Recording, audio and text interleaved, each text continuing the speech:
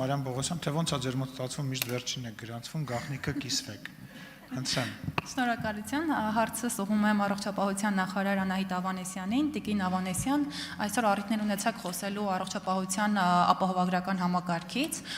բայց քանի որ առաջին փուլով համակարգը ներառելու է 65+ տարիքի անձանց, որոնց ապահովագրավճարը փակելու է պետությունը, խնդրում եմ մի փոքր մանրամասնեք, մասնավորապես ինչ ծառայություններից կարող են օգտվել մեր քաղաքացիները,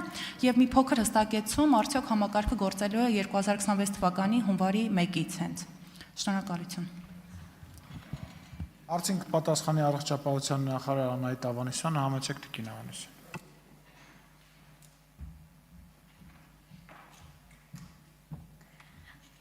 Շնորհակալ եմ հարցի համար։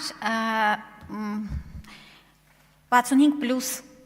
տարիքի անձանց համար, ինչպես նաև մնացած բոլոր ապահովագրվողների համար լինելու է մեկ տեսակի բազային փաթեթ։ Սա ևս շատ կարևոր է ընդգծել, որ մեր քաղաքացիների համար պարզ լինի, որ մենք հենց գնահատել ենք յուրաքանչյուր խմբի ամենաանհրաժեշտ ծառայությունները եւ փաթեթը կազմել ենք հենց այդ տրամաբանության մեջ, որ առաջին հերթին մենք պետք է ապահովենք այս անհրաժեշտ բազային փաթեթը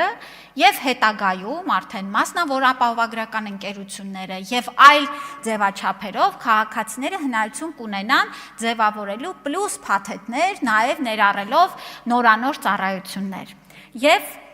ուրեմն այս փաթեթը ներառելու է հիմնականում առաջնային օղակի, այսինքն ամբուլատոր ծառայություններ, պոլիկլինիկական ծառայությունների շրջանակներում, ընտանեկան բժշկի այցեր, նեղ մասնագետի այցեր, լաբորատոր հետազոտություններ, որոշակի տարեկան քանակների եւ գումարային շրջանակներում։ Սա էլ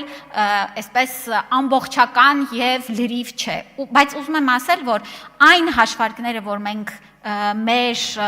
ուրեմն բարեփոխման հիմքում դրել ենք, հենց այդ տեսանկյունից է, որ բավարարելու է առաջնակի ամենակարևոր կարիքներն ու պահանջմունքները։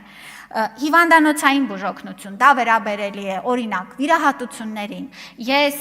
հաջորդիվ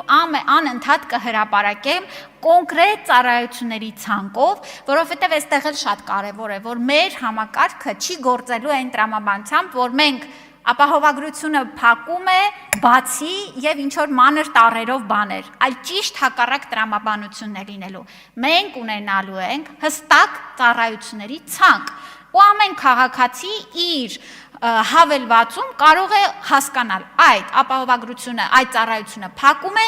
ինչքան է պետությունը վճարելու, որպեսզի նա այդ ծառայությունը ստանա։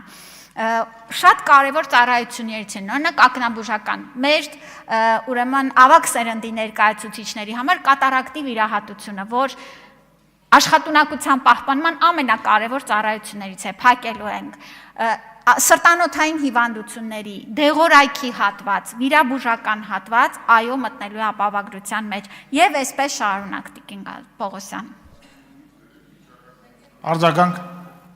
Շնորհակալություն, Տիկին Ավանեսյան, եւ մեկ հարց եւս, այն մասնավոր բժշկական կենտրոնները, որոնք այս պահին պետպատվերի ծառայություններ չեն մատուցում, արդյոք կարող են ներառվել եւ ապահովագրական ծառայություններ մատուցել։ Շնորհակալություն։ Ես նաև ձեր նախորդ հարցի կտորին պատասխանեմ, տեսեք, մենք ամսաթվի հետ կապված, որ օրվանից կսկսի գործել համակարգը,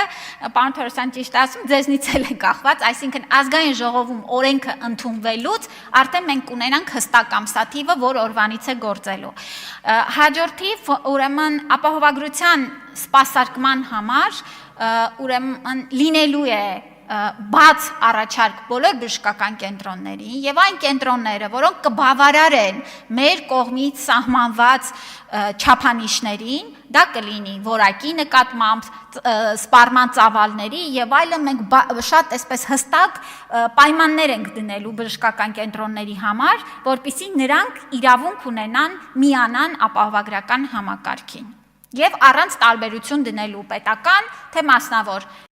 որակի նկատմամբ չափորոշիչները նույնական են լինելու բոլորի նկատմամբ։